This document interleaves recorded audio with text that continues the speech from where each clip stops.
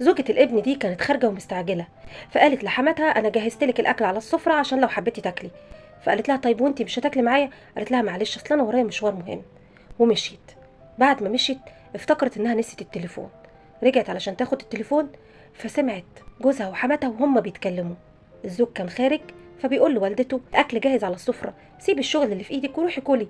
قالت له هي زوجتك كانت رايحة فين؟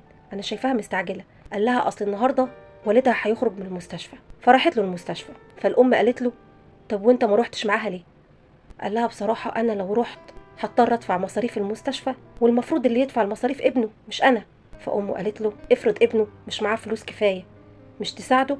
طلعت الفيزا كارد وقالت له خد المبلغ ده وروح المستشفى، ولو احتاجوا أي حاجة ادفع لهم. كفاية اللي بتعمله معانا مراتك وشايلاني من على الأرض شيل. أتمنى إن كل الحموات تبقى زي الحمى دي.